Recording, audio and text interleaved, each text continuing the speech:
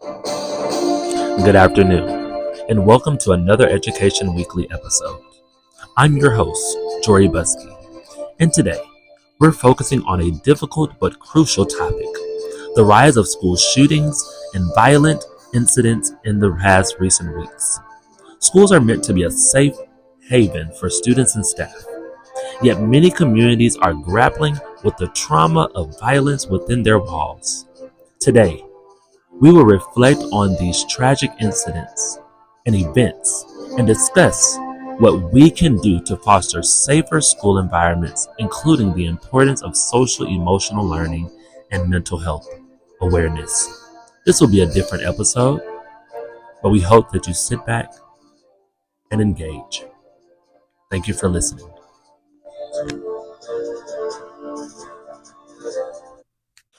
Our first story comes from Chicago middle school violence, and this is on September 1st, 2024. In Chicago, a fight at a local middle school on September 1st escalated into violence when a student brought a weapon onto school's grounds. The altercation, which began in the hallway, led to one student being hospitalized. Parents have voiced concerns about the lack of conflict resolution programs available to students, questioning how to better address the root causes of student aggression.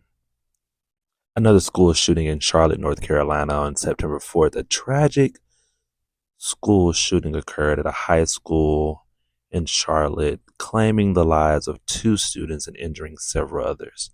The gunman, a student at the school, reported open fire in a crowded hallway before being apprehended by law enforcement. This incident has reignited debates over gun control, school safety protocols, and mental health support systems for students. Violence in Phoenix High School in Arizona on September 7th.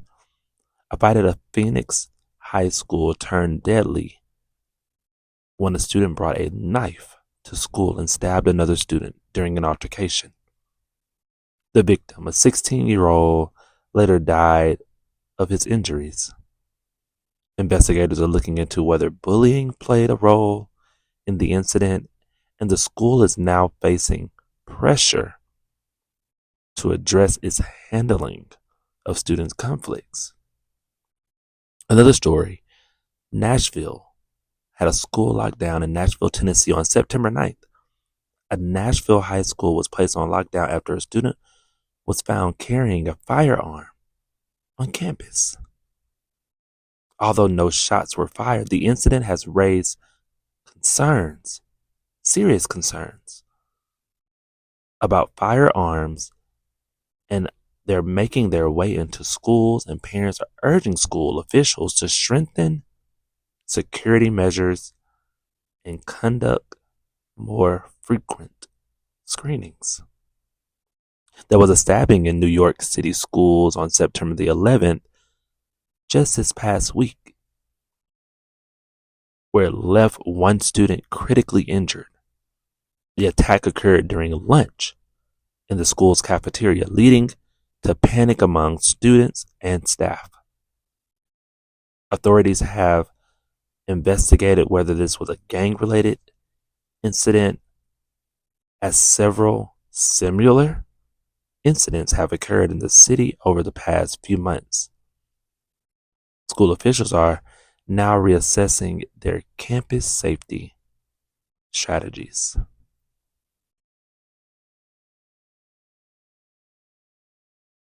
In Houston, Texas, several Houston high schools, middle schools this past week were sites for yet either another tragic shooting or students bringing knives and stabbing, or simply having the weapons on them at campus. On September 12th, 2 students were injured when a dispute escalated into gunfire during lunch. The students involved had reportedly been in conflict for several days, but their grievances went unnoticed until violence erupted. The school immediately went into lockdown, and the suspect, another student, was taken into custody. Parents and the community are now demanding stricter safety protocols, including increased security presence and conflict resolution programs. Switching gears a little bit, which still has to do with some school violence. In Springfield High School, there's a bizarre comment that was made by former President Donald Trump, which has indirectly contributed to violence in the school district in Springfield. After a controversial statement where Trump referenced cats and dogs eating by Haitians during a public speech,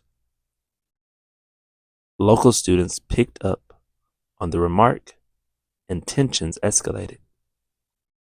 On September 10th, a fight broke out at Springfield High School when students began mocking each other based on the comment, which led to a physical altercation in yet another cafeteria. One student was hospitalized, several others suspended. Educators in Springfield are now facing pressure to address the role of inflammatory public discourse on student behavior.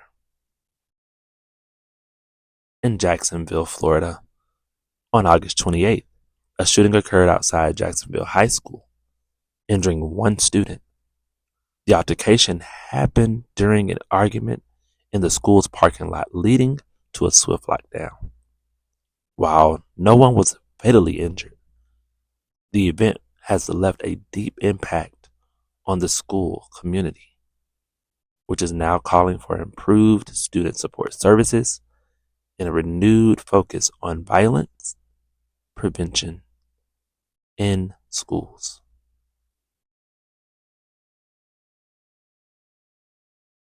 So, here we are with some reflective questions to think on. How can schools effectively intervene before conflicts between students escalate into violence? What role can mental health awareness and social emotional learning play in preventing violence and improving school climates? Should schools implement more comprehensive security measures like metal detectors or security personnel? Or would that create a more hostile environment for students? How can schools better prepare staff to recognize early warning signs in students who have or may have been struggling with mental health issues and conflicts? What steps can we take to ensure inflammatory public discourse does not influence student behavior and create unnecessary tension in schools? As we review the incidents of violence over the past week, one thing is clear. Our schools are in crisis, and we all must do more to address it. Beyond the need for increased security, it's vital to promote social emotional learning and mental health awareness among students. We need to teach students how to manage their emotions, resolve conflict peacefully, and support one another. Parents, teachers, community leaders, everyone has a role to play. It's time we take a stand not just against violence, but for the mental well-being of our students and staff. By creating schools where everyone feels seen, heard, and supported, we can prevent future strategies and build a safer, healthier learning environment for all.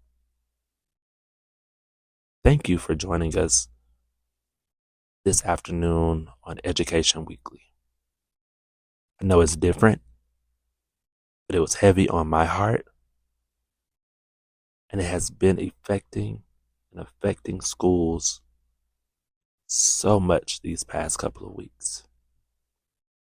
Let's continue to work together for safer schools and a brighter future. Now, we know this is a little different. It's in a podcast forum. You don't see my face, and that's okay. The message is more important. We appreciate you for listening. Have a great rest of your weekend. Take care.